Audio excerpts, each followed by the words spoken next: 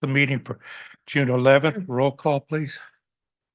Councilmember Armstrong, Here. Councilmember Rubio, Here. Councilmember Burrows, Here. Vice Mayor Perkins, Here. Mayor Hudson. Here. Item 2, Pledge of Allegiance. Okay, please join me for the Pledge of Allegiance. I pledge allegiance to the flag of the United States of America and to the republic for which it stands, one nation, under God, indivisible, with liberty and justice for all. Thank you. Next item, please. Item 3, announcements. 3.1, changes and additions to the agenda. We do have one change for tonight's agenda. Item 6.3, the proclamation honoring Maria Ferner has been postponed to a future council meeting. The change does call for a council vote. I move we amend the agenda as requested. A second. A motion Perkins and a second for Rose. Any further discussion? Oh, we don't have a thing. Okay. All in favor? All in favor, say aye. Aye. Any opposed? Seeing none. Any abstentions? Seeing none. Passes with didn't. We'll honor Marie on a different day. Next item, please. Item 3.2, if you'd like to speak under public comment or regarding an agenda item, please fill out a speaker card located in the back of the room and bring it forward. Item 4, public comment. Okay, public comment is open. We have any cards? We do not Okay, and we have one written, I see. for item 8.1. Okay. Was public comment? Next item, please. Item 5, consent calendar. The consent calendar items, agenda routine in nature and acted upon with a single action. Is there anybody from the council wishing to pull an item? Seeing none, do I hear a motion? I'll move. I moved and Marisol seconded. Oh. Gotta be quicker than that. Huh? Jeez. Any further discussion? Seeing none, vote. And in the vote. Looks unanimous to me. Next item, please. Item 6, special presentation. 6.1. Proclamation declaring June 2024 as LGBTQ plus Pride Month. Presentation to Taylor Denbroder and Angie Coratone, board members of the PFLAG Danville San Ramon chapter. Thanks, Scott. Come on down.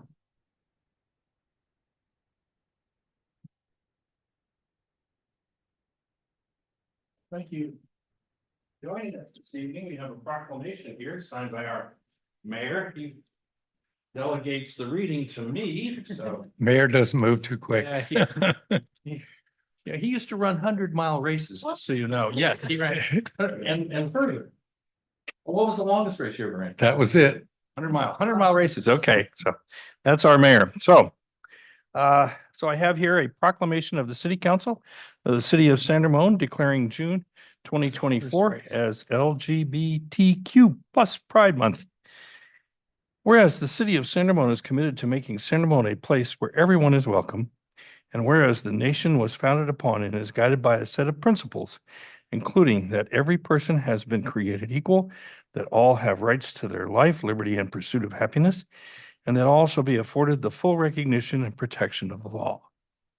Whereas the city of San Ramon recognizes the importance of equality and freedom and is dedicated to the fostering acceptance of all of its citizens and preventing discrimination and bullying based on sexual orientation and gender identity.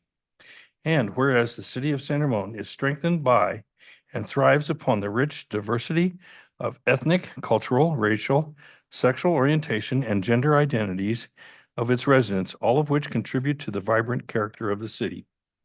And whereas many residents, students, employees, and business owners within the city, San Ramon, who contribute to the enrichment of the city and are part of the LGBTQ plus community, and whereas June has become a symbolic month in which the LGBTQ plus community and supporters come together in various celebrations of pride.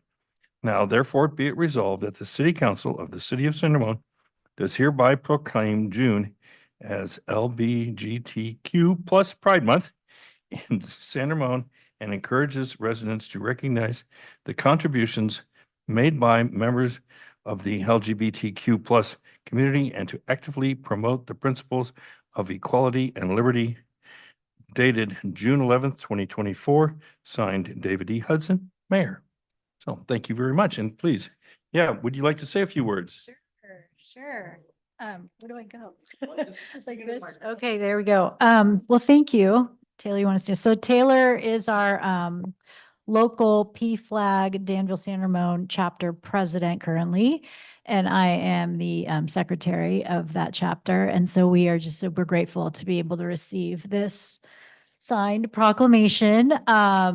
It might seem like a small act, but it is, anything but that. It's incredibly important to be able to advocate, act upon, show up for those who are marginalized, don't feel seen. And the more often we can do these sorts of things, the more often we can show up physically, emotionally for everyone in our community, the better our whole community is. So we just appreciate the time that you spend now, but also all throughout the year showing up at different events and for different folks. And I'll just say I work in the school district, and it does matter to our youth, especially to know that our adults and others in our community are really looking out for all of us. So we just really, truly appreciate it. I don't know if you want to add to that, Taylor, but thank you. Well, thank you for coming out tonight, and Yeah. Here's your proclamation. All right. Thank you very much. Oh, well. Take a picture. You got a Okay. picture here. Come on over. Yeah, here you are. Thank you. Thank you. All right. Thank you. I'd also like to take a special note of, it was Mayor John Bowders of Emeryville that really drove home what you just said to me, how important it is for us to not just talk about it, but do something, raise the flag. And we're happy to do it every year. Thank you. Next item, please. Item 6.2, recognition of the Santa Rosa iQuest 2023-24 interns, introduction by Megan O'Donoghue, Human Resources Manager. Good evening, Mayor, Vice Mayor, and council members. I'm joined by Elena Castillo, our Human Resources Analyst who helps coordinate the iQuest internship program. We like to do this at the end of every internship year. Take a moment, introduce you to our interns, tell you a little bit about what they worked on for us, and give them a certificate. So I'd like to start with HR's very own intern. Do you think it's better if I stand this way? All right, I'm good this way. Catch them one way or the other. Okay. Ivy Valine worked with us in the HR division. She worked with Elena and also Marlene Kleinfelter, another member of the HR team. Ivy worked on 3 major assignments during her internship with us. She assisted in the collection of data for total compensation surveys, which involved extensive research. She also played a crucial role in the record retention project. This involved removing and boxing the files, listing the employee names, date of hire, and date of termination on the form, and then electronically completing the documents for signatures. The project was time-consuming and required attention to detail and accuracy. Completing the process, she printed the documents, attached them to the file boxes, and got them ready for destruction. Recently, Ivy has assisted our team in creating new hire orientation packets for temporary employees. We're very grateful for the help that she provided us. Yes, come on down, Ivy.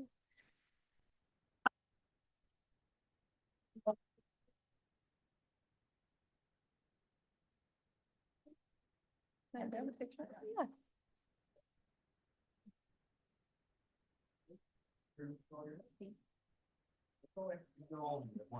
Okay, perfect.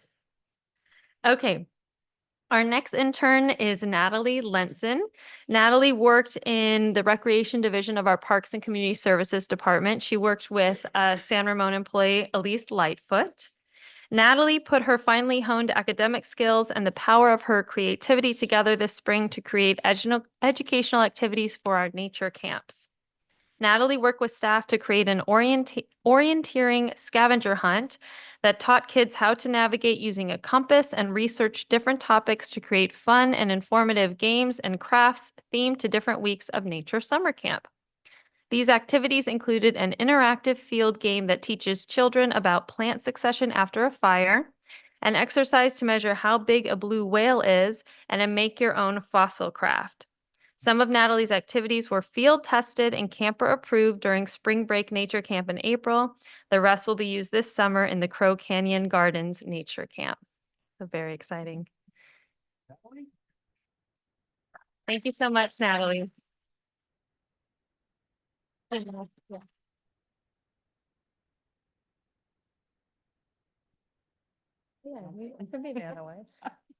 I'll be Vanna. All right, our next intern actually is not here this evening, but we would still like to recognize them.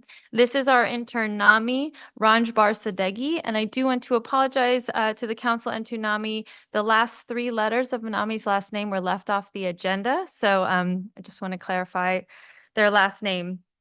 Nami worked in the planning division of our community development department with Cindy Yee.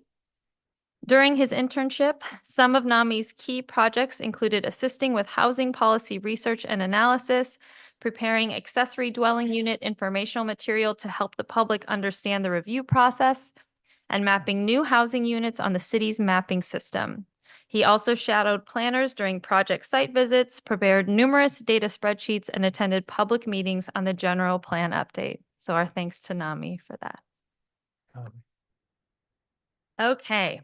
And our final 3 interns, we want to acknowledge Joseph Augello, Kyra Lee, and Sharon Yu.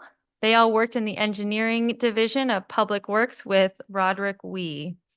As a group, they reviewed construction plans for Bishop Ranch 6, the Summerhill Homes residential project, used survey equipment to collect field data for a transportation grant proposal, used AutoCAD to create exhibits for Doherty Valley acceptances and modify city standard details, used Bluebeam software to verify and check calculations for the proposed marketplace residential project, reviewed traffic control plans for encroachment permits for various utility projects, conducted field visits to review various preliminary residential projects in the city, and reviewed and verified calculations and legal descriptions for various easement dedications in the city. So our thanks to Joseph, Kyra, and Sharon. They want to come on up.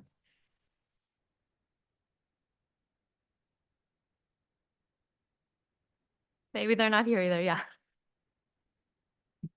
Okay. Thank you so much. Thank you. Thank you.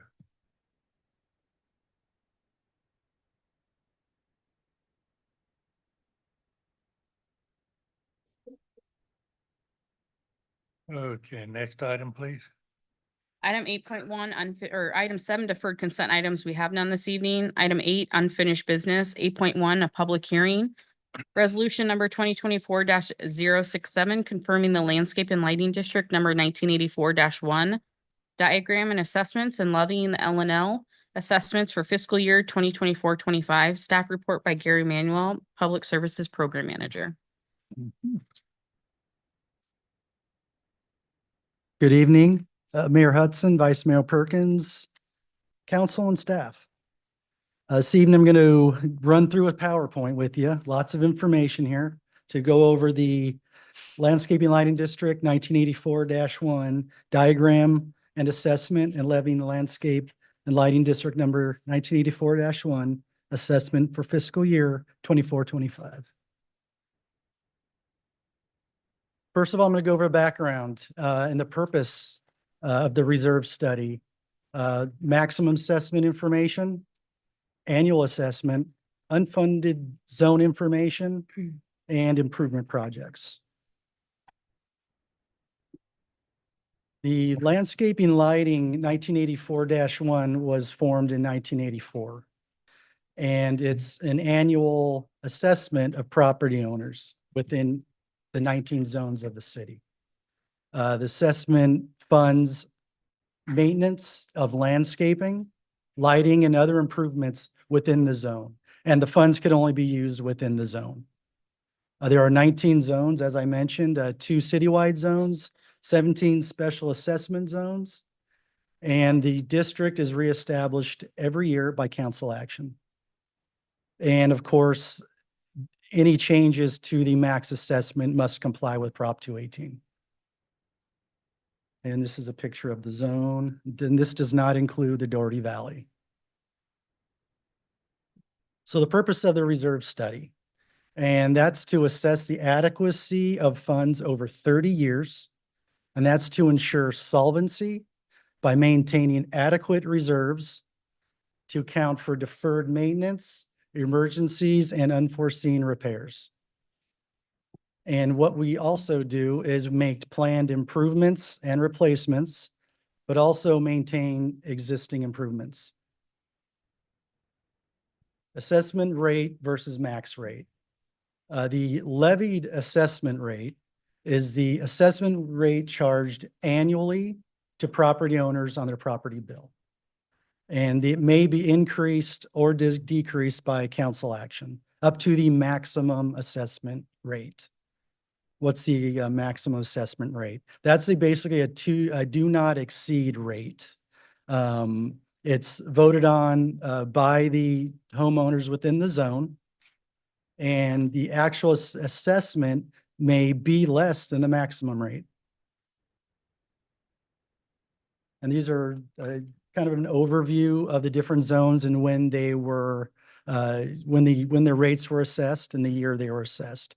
Zones 1 and 2 was 2006, and there's a 2% cap increase on zones 1 and 2. So if the CPI shows 3%, the max we could assess zones 1 and 2 is 2%. Zones 3 through 12, the max rates were set in 97. Zone 4 was a special ballot last year, 2023. Zone 5 was in 1997. And of course, the increase to the max rate would have to follow Prop 218. Special zones 13 and 17, max rates were established through property owner balloting and established again in 1997. And the increase again would be Prop 218 balloting. Special zones 18 and 19 established in 1997, again through property balloting. And they also have a 2% max increase every year. It's based on the CPI, however, the cap is 2%. For zones 1 and 2, zone 1 is citywide lighting, zone 2 is citywide landscaping. The property in 2006, the two properties approved the ballot, allows for a maximum assessment rate adjustment based on the CPI, and that's again 2%. The CPI in favor was 2.4, if I didn't already mention that. And with zone 1, the proposed max rate is 35.27. Zone 2, the proposed max rate is $76.21. And that is a total of $111.48 for both of the zones. And that is a $2.19 total increase for 24-25. Now, this slide here shows the 5 zones that are at the maximum assessment rate. And the right-hand column shows when they reached that rate. You can see West Branch reached that rate in 2009-2010 fiscal year. And these are the recommended increases or decreases for each of the zones that are actually, that the rate's changing with. Again, I reference the maximum rate increases, and they're identified by the asterisks. And this is page 2 of the slide. Zone 19 is a Glass House. It comprised of 3 separate properties: Glass House, Brave Church, and the Valley Vista Senior Housing. That has a max increase of 2%. CPI again was 2.4, but because of the max, we can only go up 2%. And the total unit change was $309. The max, the total assessed revenue is going to be $15,802. That's for the three properties within the zone.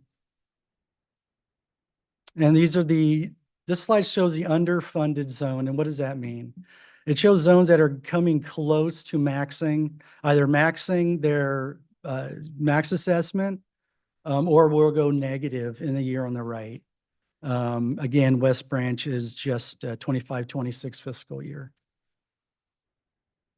So this is West Branch. Let's talk about West Branch a little bit because that's coming up. It contains 4 separate HOAs in West Branch, which is fairly unique amongst the zones. And there's an additional 167 parcels that are not in an HOA.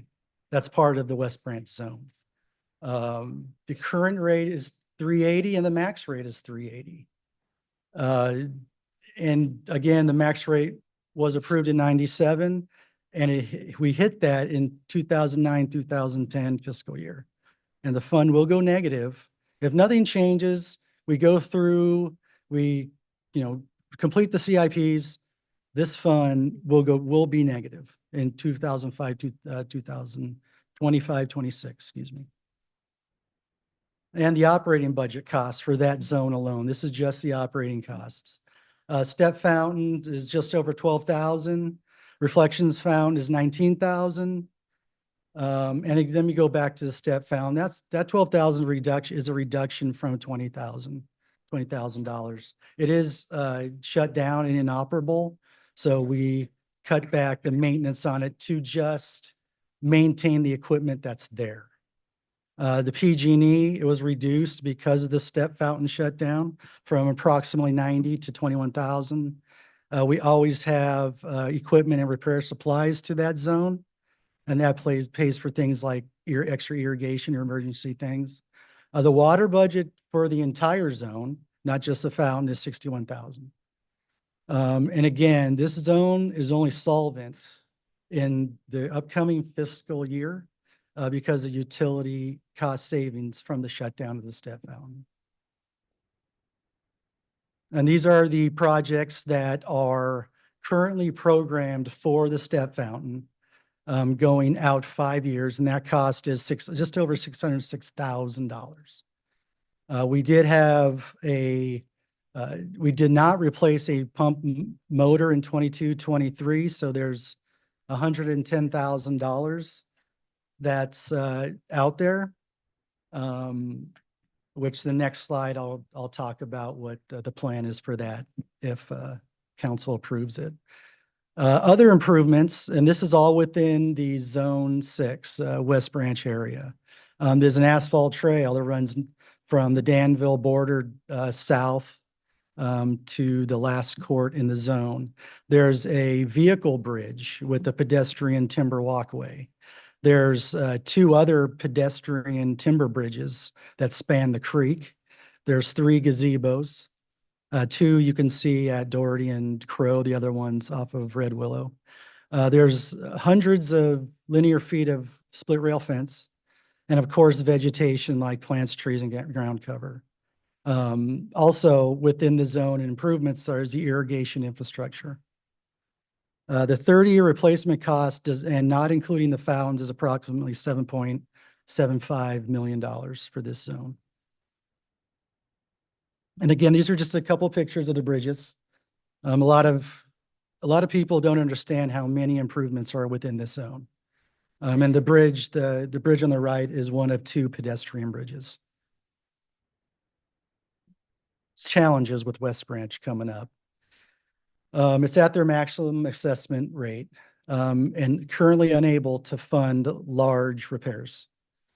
Scheduled work in 24-25 is going to be limited to maintaining existing infrastructure and improvements, such as the landscape, irrigation.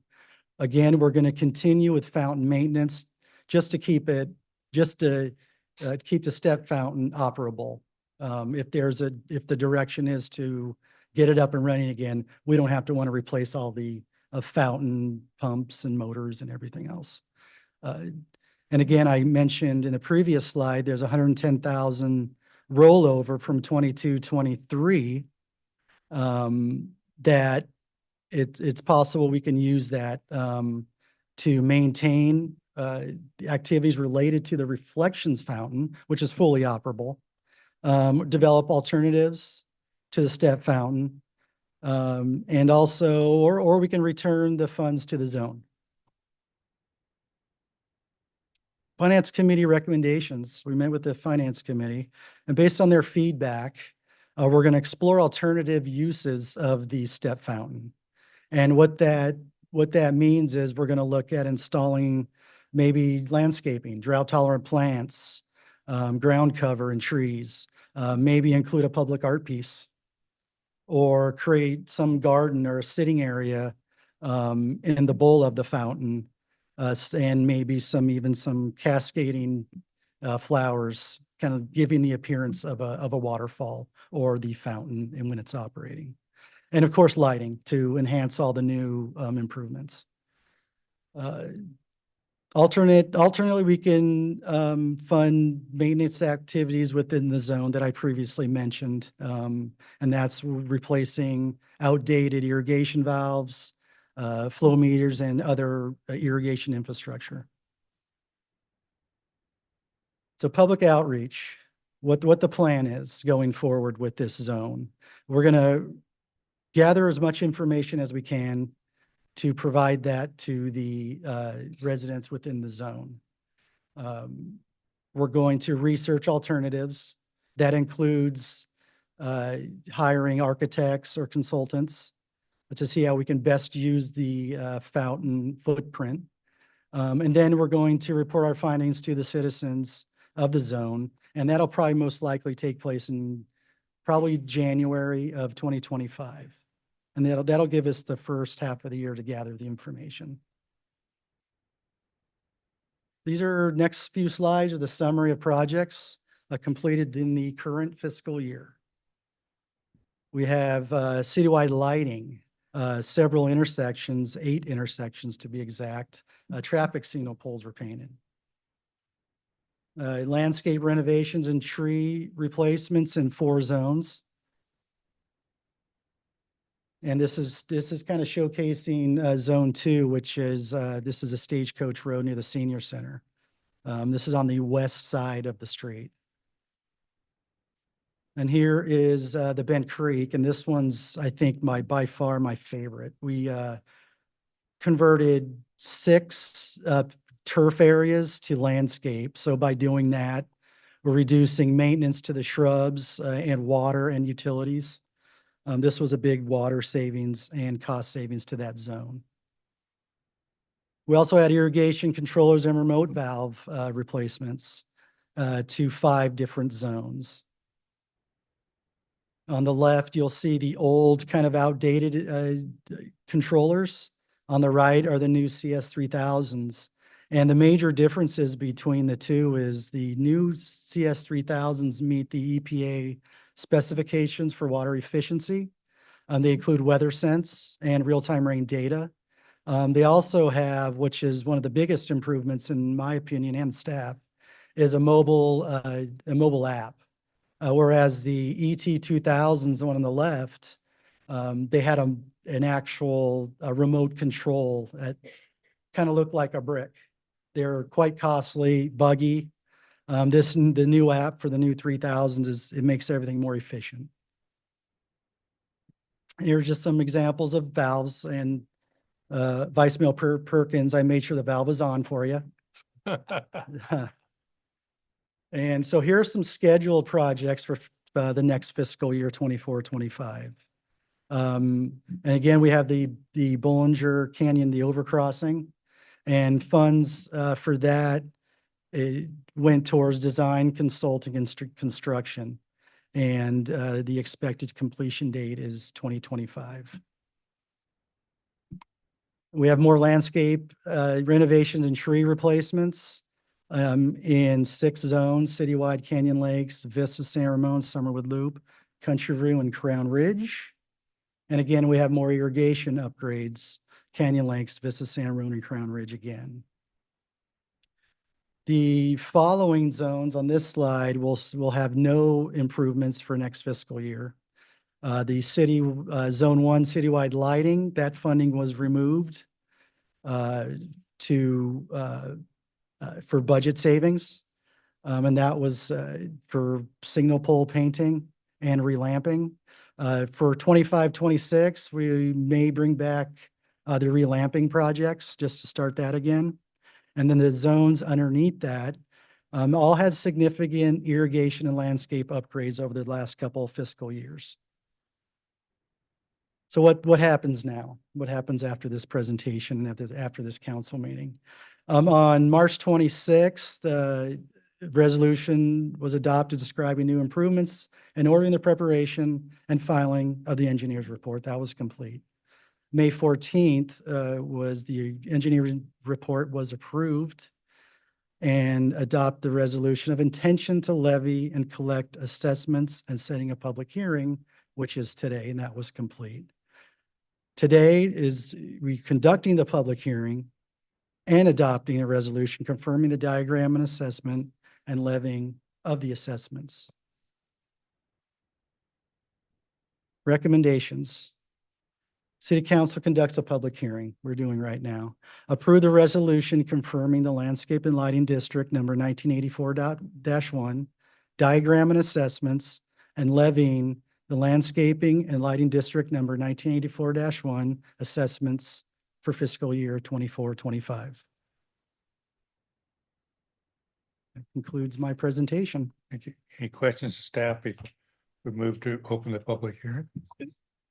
A couple questions. I think when we approved an increase to one of the zones, I think a year ago, I mean, we had a balloting process and everything else. It went out to residents and Yes. we collected ballots and that sort of thing.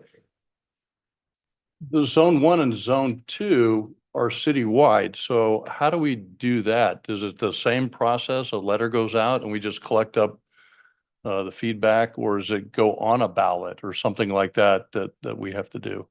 Well, you referred to Vista San Ramon Zone 4. That was the balloting for last year. Right. For zones 1 and 2, I would assume it'd be the same.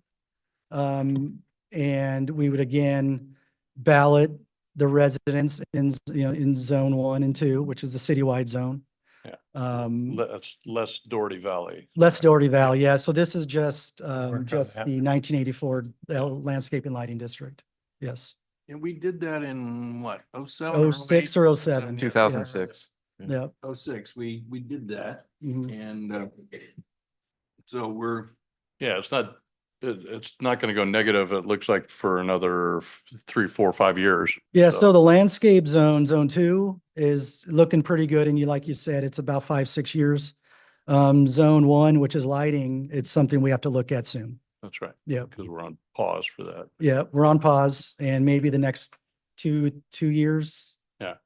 We'll start doing research probably next year on how to tackle that. Okay, thank you. My other question was regarding zone 6. I recall when it went to finance committee some time ago, I thought we discussed that that we do a survey of the residents. That looks like it's still going to happen in the future as part of, step 3 or something, moving forward. But I thought that was sort of a, kind of check what the residents want to do. Oh, It's also a absolutely. right away thing. What do they want to do with that fountain? No, that's part of going into the next fiscal year. What we're going to start August, or we'll take a look at that. We'll ask them what their opinions are, because after all, they do pay the assessment within the zone. And I think some of the ideas we have and that they'll like it. But again, we have to give them every option. If they want to get the fountain back up and running and they're very, that's the direction they want to go, then we have to figure out how to do that. Yeah. And we have to look and part of it's also looking for funding for all this. The zone itself can't pay for it, as it stands right now. So we'd have to look for alternative funding. We have to do a Prop 218 vote. We'd have to for do a that. Prop 218 vote. We'd have to figure Exactly. out what would it cost and how Mhm. can we keep it running for at least 20 years? You don't want to do this Oh, no, every 5 no. years. So you want to at least look out 20 years or Yep. more Yep, and, absolutely. and put an escalator on there that's likely to keep it going. Yeah. And even without the fountain, you're Yeah. going to need something. Yeah, if we eliminate even both fountains, and you're 100% correct, we would still just be buying time. That's all we're doing. So definitely a Prop 218 vote will occur next year with feedback from the zone. Also, and that's why we want to kind of take the first half of the fiscal year to get as much info as we can to provide them with choices and with as much. I don't want to go to them with just a piece of paper with a couple items. I want to make sure because they're vested in that. And they, like I said, they pay that tax bill every year. So I want to make sure we're giving them something that's going to be comparable to the found because it has a huge benefit, not just to the zone, but it's a general benefit to the community. Right. So I want to make sure we're doing something that's going to be, eye popping. What's the estimated cost, in your humble opinion, for the consultants to explore the alternative options that you're discussing? Well, we have on-call landscape contractors or landscape architects. I think that's maybe the first direction we'll go. And those are on call. And I think we would probably dig into if you recall during the slide, there was $110,000 carryover for fiscal year 22-23. That's still there. So we'll definitely use that. And then from there, discuss options with them. But that would be the budget I'd have in mind is 110,000. And to me, I mean, it seems like a reasonable amount of money and to give us something that we could present to the community. And how much to get feedback from the community? Is there like an approximate cost we could estimate what that would cost? Just doing the outreach to the community and getting feedback? That figure I don't have. It would be mostly staff time doing it. We already have information on the zone. It'd be just more legwork for staff. And when we decide to hire a consultant or architect, landscape architect, we'll have an idea of what we want to do. I The think we reason have to I- look back on what it cost us to do Gorton Gardens. Mm-hmm. Or even zone 4 last year, we can actually look at that number too. Yeah, if we could. I could look into that. That would be Yeah. great. The reason I'm asking is because, before we make a huge investment into something or another, I think it's important to get a sense of how strongly the community is feels they want to keep or not keep the fountains. Because $110,000 Mhm. is a big chunk Yes, it is. that could actually help go towards, repairing those fountains. So Mm. I think that it's important to if we can reasonably get some feedback from them initially. I think that gives us a better sense of is even going down this path a realistic option. But I also understand that may create a little bit more work, but it's worthwhile because it saves us potentially 110,000, possibly more than that. Mhm. And so I'm just kind of thinking along those lines. I think it's worthwhile trying to find out what it might cost. Yeah, I Thank mean, the work, taking the time to research, it's our job. It's what we do. And whatever that means, we'll absolutely do it. And if I recall, Zone 4 last year went out to ballot in June, or it was voted on in June. So we will have some time to talk to the residents before that ballot even goes out. There'll be several months of meetings and talks with the residents in the zone. So we're going to do as much upfront as we can to present to them with limited cost, hopefully, options and the real information. And quite honest information, because I think that's where we're at with Zone 6, is they've got to fully understand what the maintenance requirement, just the maintenance requirement for the zone is, and what that cost. And then from there, we'll go out to, okay, well, do you have a number of amenities like the bridges and the gazebos? Those need to be put in a deferred maintenance plan, like a long-term deferred maintenance plan. So that's something else we have to take into account, is how are we saving for the future, for 20 years down the road? Because, Vice Mayor Perkins, I don't want to go back in 5 years and 10 years. So again, we're gonna do as much legwork as we can, just with city staff and entertain using funds if necessary to, take it to the next step. Yeah, and I guess what I'm suggesting is if there's if we can look at what that approximate Yep. upfront cost is, just to Mhm. get, if we can get some feedback from the community initially, to get a sense of where they're at Yep. and see, because you don't want, it's a whole nother investment in time and money to go into, okay, let's really delve into options. We have to, I think it would also help guide you what kind of things they would be interested in and not interested in. Yeah, that's How a good- strongly they yep. feel about having the fountains there or not. Some people feel very passionately about it, and, you know? Yeah. And a few. so I mean, I think that would be my first step. Yeah, Is this yep. even an option? Are they open to alternatives?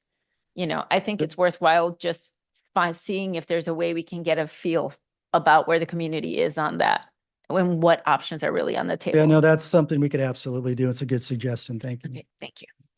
Okay, what During the about if we finance combine- committee, I have one question. So during the finance committee meeting, isn't we wanted to have conversation with HOA management?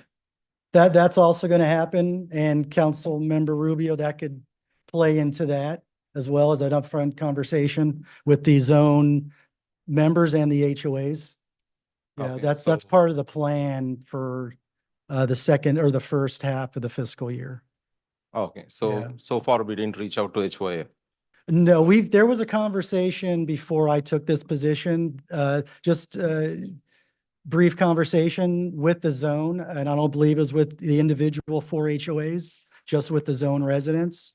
But part of the, the planning going forward will be to meet with the zone residents. Okay. We will make sure, this is the second fountain in recent years that we're looking at modifying. As you know, the one that was at the corner of El Costa and Bollinger, that was a multiple year conversation with the HOA, the members of the zone.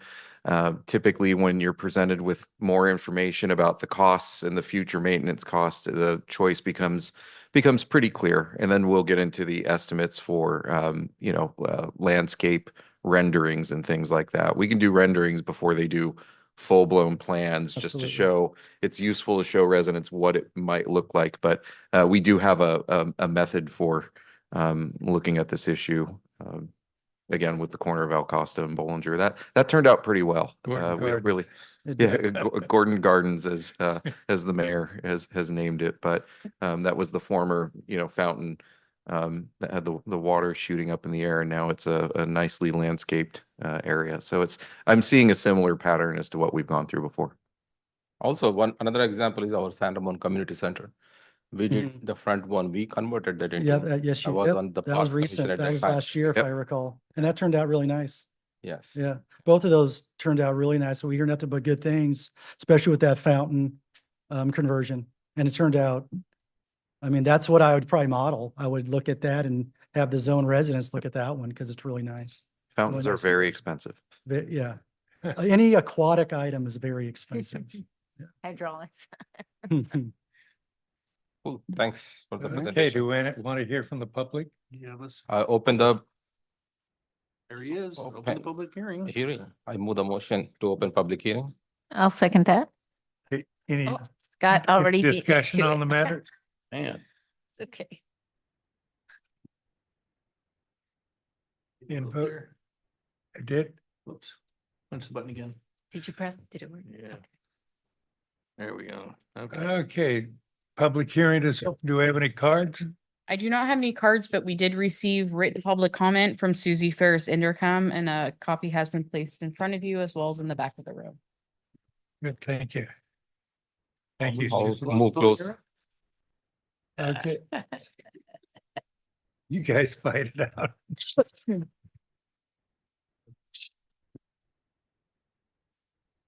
Looks like everybody wants to close the public hearing. Oh, all but one of us. God, who's that Hudson Away guy? Oh, there he is. Okay. I'm on there somewhere. Yeah.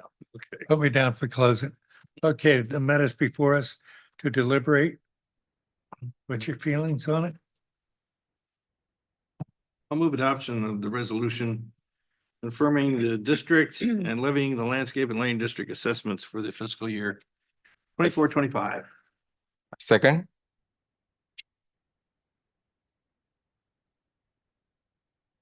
Everybody in? Okay. I can blue them. Looks pretty unanimous to me. Anything else, huh? Okay, next item, please. Item 8.2, public hearing resolution number 2024-068, confirming the preserve landscape and lighting district assessment diagram and assessments and levying the preserve LNL for fiscal year 24-25. Staff report by John Bell, Public Services Division Manager. Hey, John, you've got the John. floor.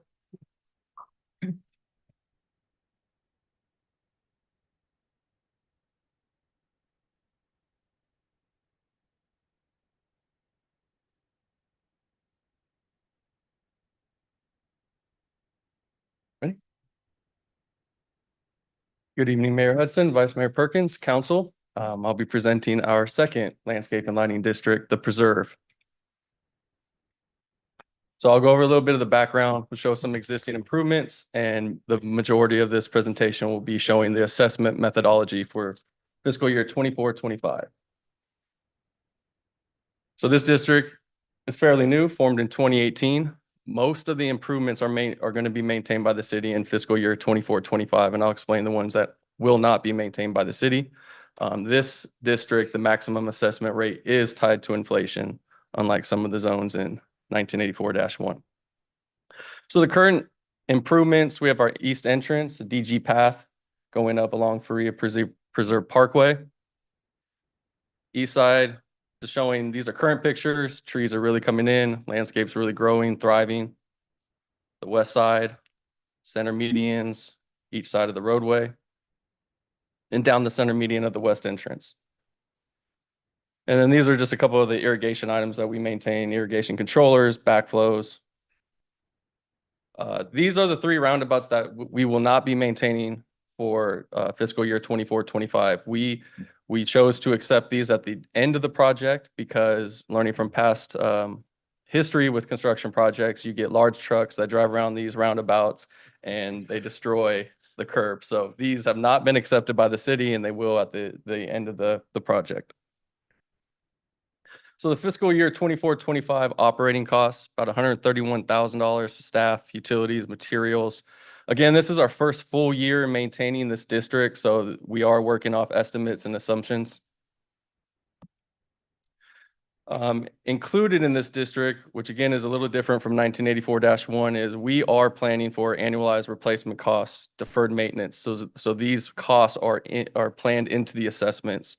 So our total annualized replacement costs are $63,000, and that is to be able to replace all of these items at the end of their useful life. So we have a cost per unit, the years of the useful life, we project a cost, and we basically use that in the assessment to save for replacement when that item needs to be replaced.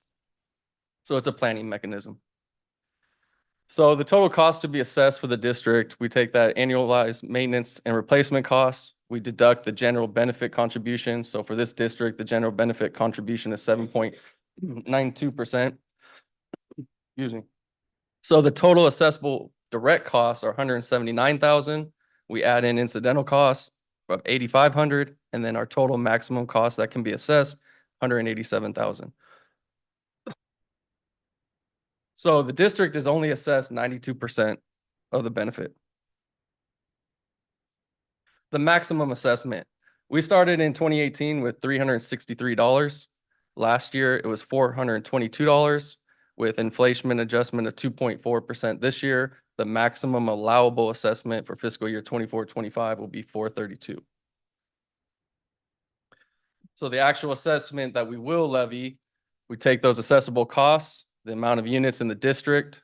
We have $187,000 of total to be assessed, and our actual assessment, adding in those 524 units, is $357.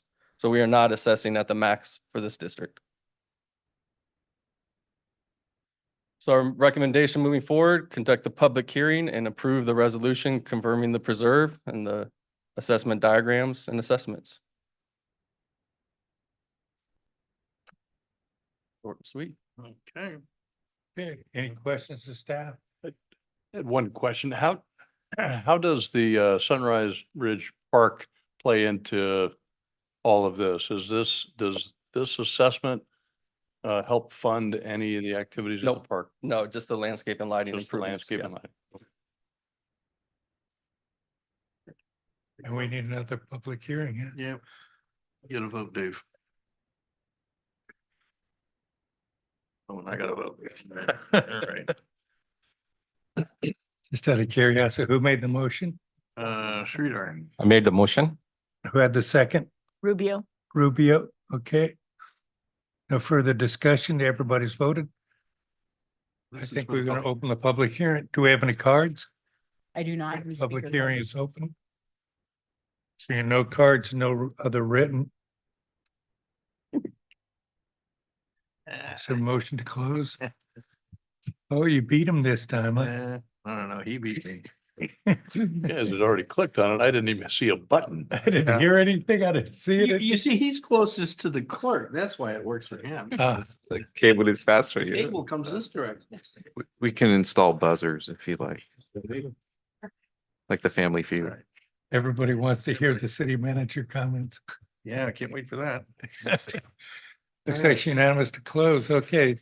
The matters before us, we're being asked to approve resolution 2024-68. And we've got a motion in a second. I moved the motion. Oh, my goodness. It's unanimous to approve it. Hey. Okay, Thank thank you. you. Thank you. Thank you. Thanks, John. You got all that down? Next item, please.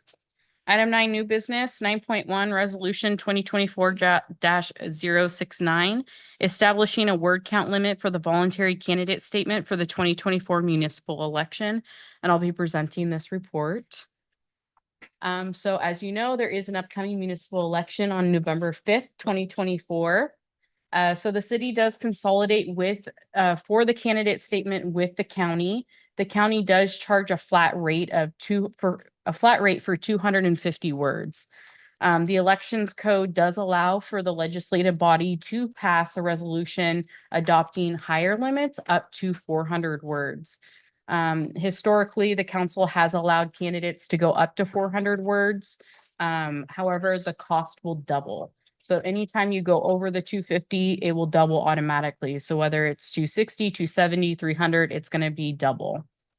In the staff report, I did provide those numbers for the mayor, District 1 and District 3, the cost for the flat rate of the 250. And then if council chose to increase, those rates would double. I did take this item to the policy committee. They did review and discuss the different options, and they did make the recommendation to set the word limit to 400 words. So the item is before you for council discussion, whether to stick with the 250 words at the flat rate or to increase up to 400 words. Any questions of staff before we open to the public? We don't need a motion for public hearing. Right. Okay, we'll open up public comment. Any cards? Not for this item. Anybody wishing to speak to this? Seeing none, we'll close the public comment. Matters before the council. The policy wants to do 400. You know, when this came before policy and we kicked around and basically we recommended carrying over the same thing we did last election. And part of the logic from my perspective was that the 400 word count gives any new candidates kind of a fair shot at it to tell their story that they, you know, that's cheaper than sending out a mailer. You get a broader distribution, get it to more people, doesn't cost as much as a mailer might cost. But if it's a new candidate, that just kind of puts them on more of a level playing field. Whether they take advantage of the 400 or not, they have that option. But that was some of the thought process that we had into it. Obviously, also for new candidates, the negative side of it was it's more expensive to do more words. But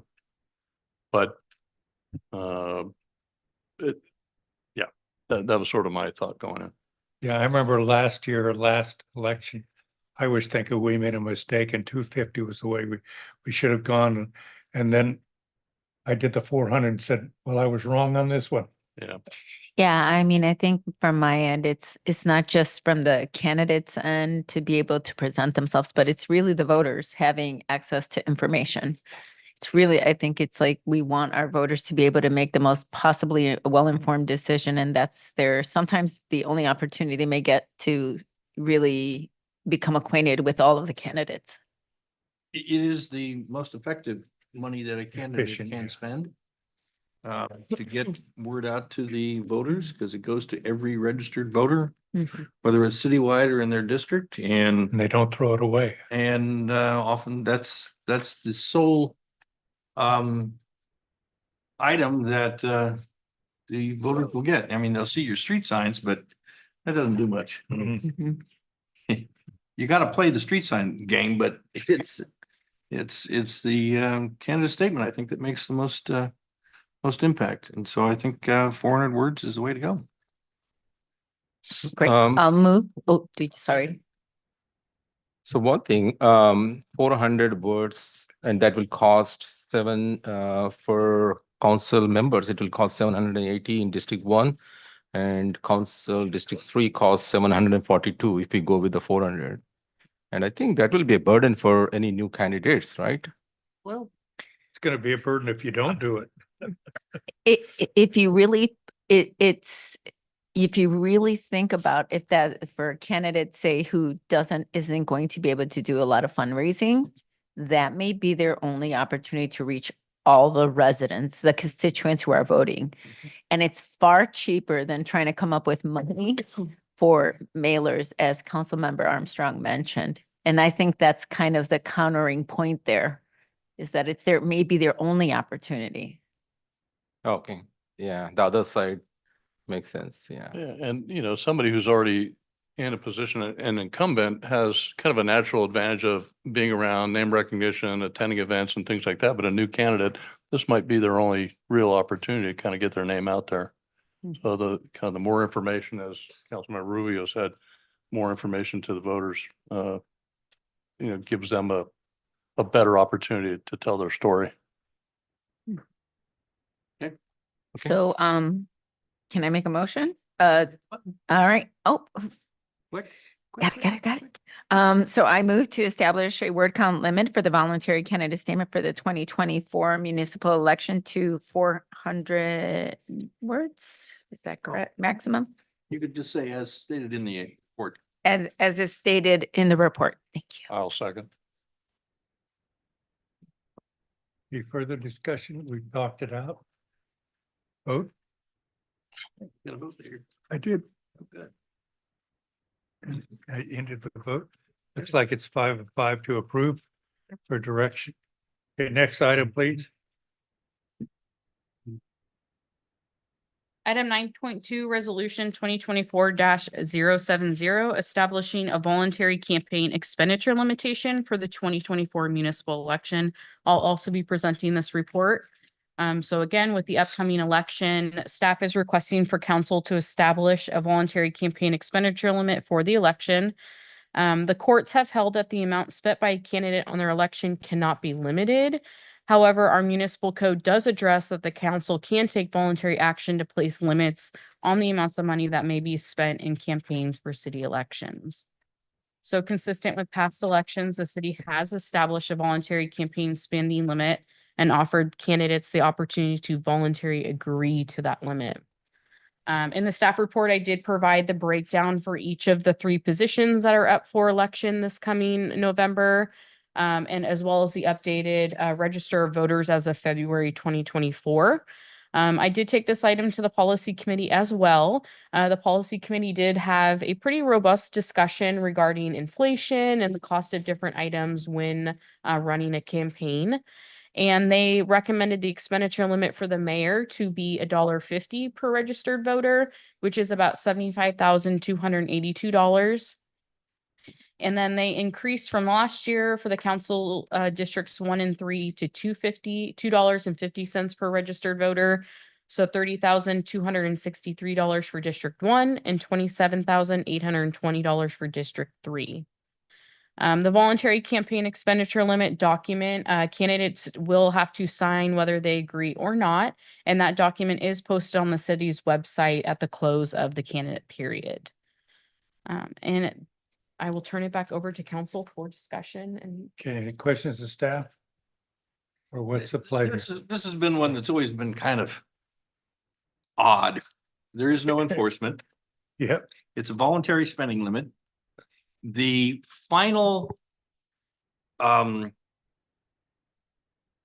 statement, finance statement is posted well after the election at the end of December. And so any bills you pay after the election, but before December 31st showed up, on your thing. And that's why mine goes over, because there were some bills that got paid after the election. So before the election, I was actually under the limit, but after the election, I'm over the limit. And this is always kind of a silly one, but if it helps to kind of constrain the money that flows in, then that's a good thing. But I've always been a skeptic as to how effective this is, but I won't fight it, but I don't think it's very effective. Take public comment. yeah, Oh, yeah, go ahead. okay. So open up public comment. Do we have any cards? I do not have any requests to speak. Okay, anyone wishing to speak to this, please come forward, give us your name and then fill out a card afterwards.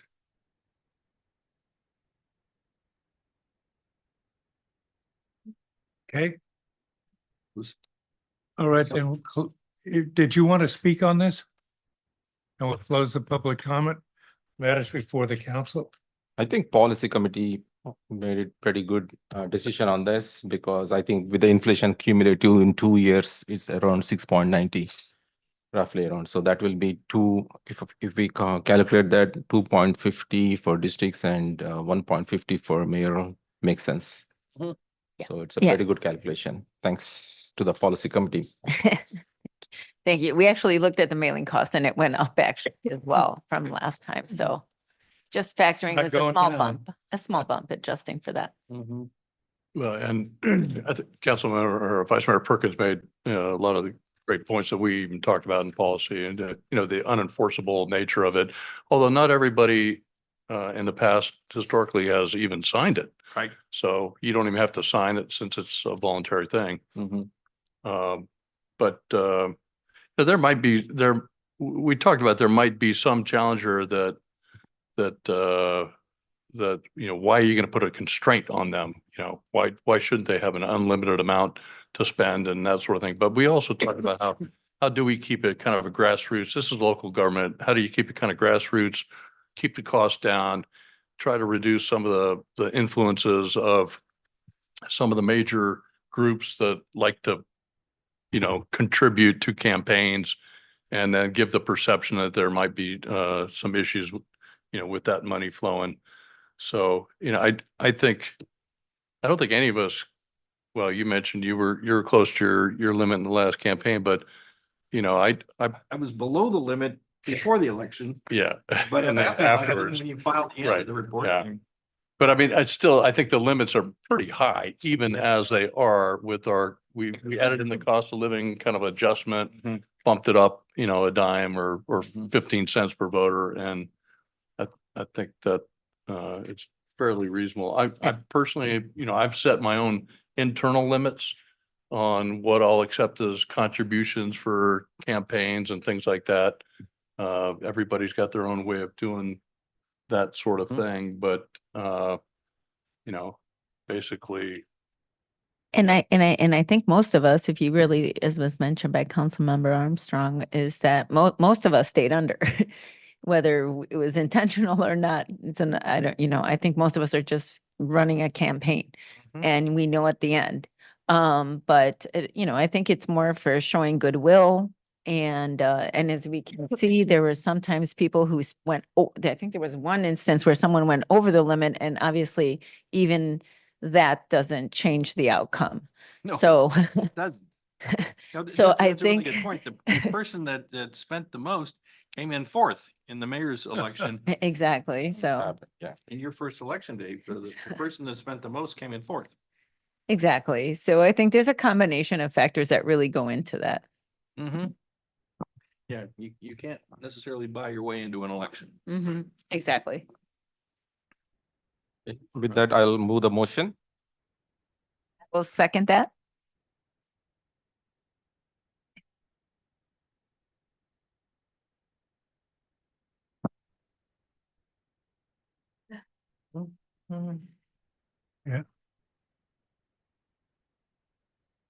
Everybody voted? Sounds pretty unanimous to me. Any mouse? Okay, next item, please. Item 10, city manager and city council members' comments and matters initiated. Oh, boy.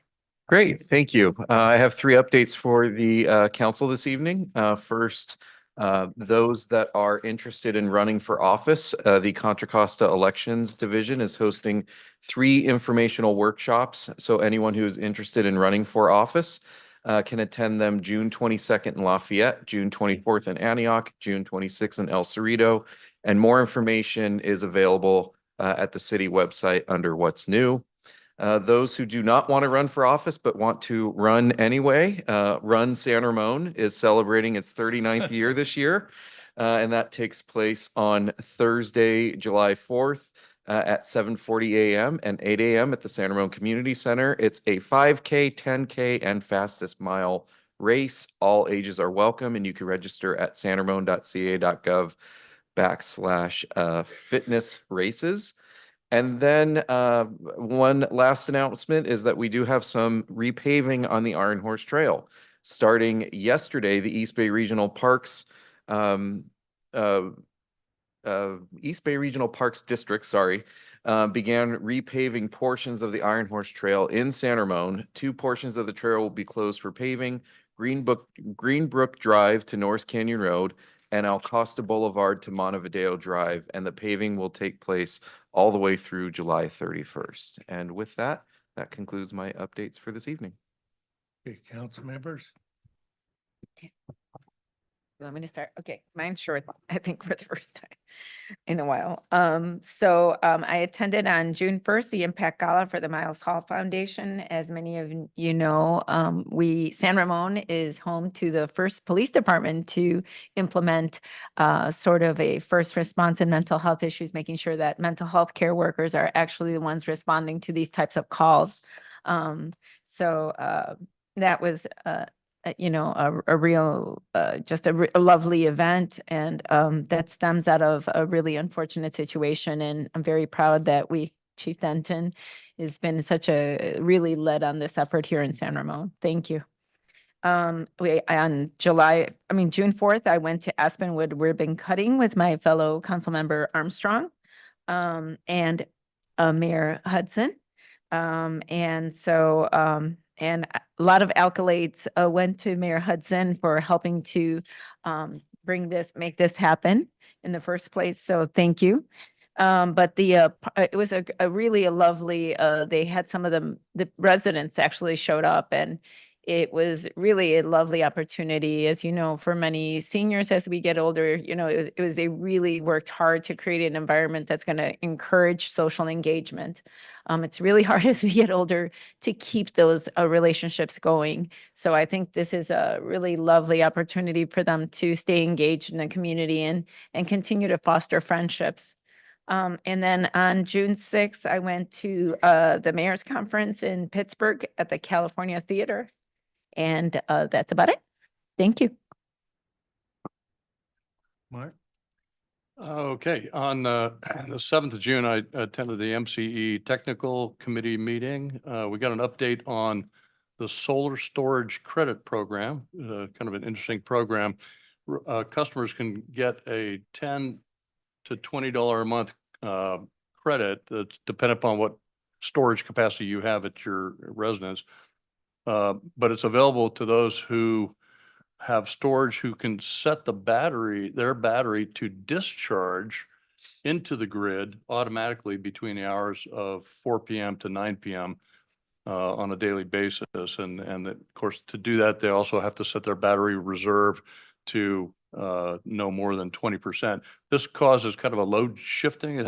It helps, it has customers that will help out to level out the available electricity that's available to the grid, after or as the sun is setting and less solar is available and as demand increases. So they've had good success so far with this program, and are expanding the marketing on it and trying to get more customers involved in that program. We also got an update on the overview of some other customer programs, programs designed to reduce greenhouse gas emissions, and also to make sure that some of those who are economically disadvantaged have access to a lot of the discounts MCE offers, and also to increase grid reliability. Very interesting meeting. I also attended on the 6th of June, the first of 2 senior barbecues, this one over at the Alcosta Senior Community Center. Maybe 100 people attended. Good food, nice barbecue, some conversation, good music, and it just kind of well done to the senior center staff and Parks and Community Services for that event. And then on the 8th, last Saturday, I attended an event called Dining to Deliver. This is a fundraiser. It was over at the Black Hawk Museum. It benefits the Meals on Wheels program for the Diablo region. And we have a lot of our San Ramon seniors who take advantage of the meals and services that Meals on Wheels offers. And not just the meals and services, but they also make connections with the volunteer drivers and the staff as part of that program. And then I guess, I just kind of made a note here, we had a few proclamations today, and we had a lot of proclamations in June last year. And I think about this year being the 80th anniversary of D-Day. We've got Flag Day coming up on June 14th. And by the way, the Army birthday is on June 14th. That's an important day for some of us. Last year, we also recognized Alzheimer's and Brain Awareness Month. And they got June 19th. We got Juneteenth coming up. There's a whole bunch of different things in June. Of course, every month has got a lot of things to recognize. But we got some pretty important ones this month as well. And then I guess the last thing, I know everyone's going to do their report out, but I'd like to kind of throw out an idea of maybe a matter initiated. We've gotten some emails from a resident who made a observation that some people have had their curb numbers painted not just with the kind of the white background and the black letters, but also with an American flag. And that's turned into a code enforcement action.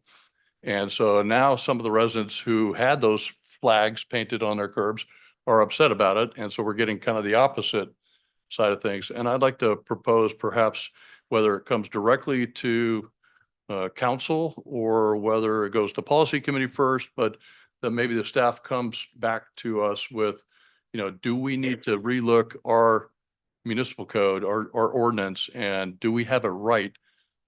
Or do we need to make some adjustments so we don't, so we kind of do the most good for the most amount of people? I recommend they go to policy first. Yeah. Because it's an ordinance. It'll be an ordinance. Yeah, so Yeah. it's already part of our zoning ordinance.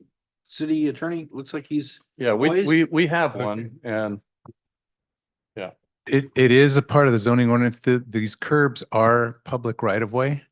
So the city has say over what can be put on the curbs. However, we have to be careful not to stick with time, place, and manner restrictions and not content-based restrictions if we're going to do that type of restriction.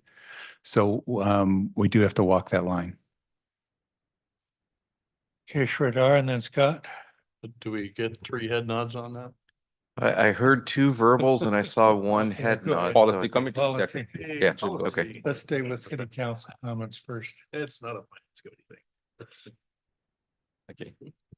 So it's Mark. Your turn. Okay. I'm done. Thank you. Yeah, thank you. Okay, I'll start with, on June 10th, along with Chair Vice Mayor Perkins, I attended Finance Committee meeting. As per staff recommend, we did review the statement of investment policy for 2024, 2025, and also forwarded the policy to the City Council for approval. There are two minor adjustments. One is about our the new organization that is going to do our finance accounting, and there is other verbiage change. So you can check that one in the agenda. Then the next item is, as Council Member Rubio mentioned, on June 4th, we attended Senior Fest Fully Affordable Housing. San Ramon should definitely take pride in that because it's the lowest income that can stay in that home is 32K. So that's phenomenal. Being in Bay Area, it's amazing. So, and also the facility is pretty well built and it looks amazing. And then on June 20, sorry, what is this? June 21st? Give me 1 minute, sorry. Oh, May 29th. May 29th, attended Congressman Disonia's roundtable regarding discussion of local South Asian leaders. So we touch base some of the key issues that South Asian community facing within the San Ramon as well as within the Tri-Valley community that within Disonia's office. And also took a chance to thank him for his earmark funding for us on fiber optic project. And then one information regarding as a sports lover, USA cricket team bet Pakistan cricket team.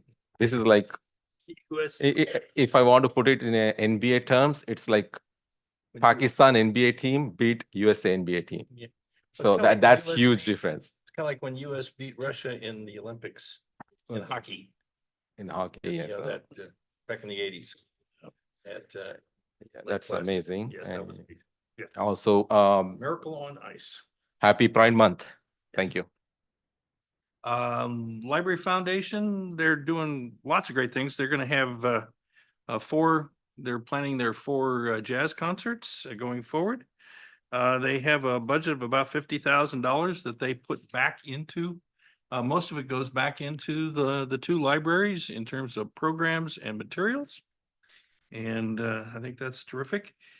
We went to the mayor's conference and heard a presentation from the county librarian. And while we know most of everything that they presented, the one most interesting thing was Self-Service Sunday. Had you heard of this, Kathy? Yeah, Self-Service Sunday. They're going to do a pilot project up in Concord where for 4 hours on Sundays, which is normally a closed day in all the county libraries, they would be open for card holders that have pre-signed up. And then they would have 2 security people on site, and you would have no staff, but you would have limited services. You could check out a book or check in books and things like that. So I'm looking forward to seeing if we can get something like that in San Ramon. That would be fabulous to have something going forward. But Councilmember Mark Armstrong mentioned June 6th. I had the opportunity many years ago to visit Omaha Beach and Colville-sur-Mer. Colville-sur-Mer is where the American cemetery is, and I highly recommend that everyone, if you get into the vicinity, you make a trip out there. It will likely change how you view things, to walk the cemetery and walk down onto the beach and look back at those cliffs and wonder what those 17, 18, 19-year-old men looked at on that day. That's all my comments. Okay. I don't have anything to report other than if you haven't done it already, go by City Center and look at the artwork that they've done on the grounds around some of them. It's really spectacular. And I mean, they just have really outdone themselves, but Do you need to vote on this or just want me to adjourn? Okay, we're adjourned to the next meeting to be held June 25th, Okay, the same location. Thank you. yeah, come back and for more fun.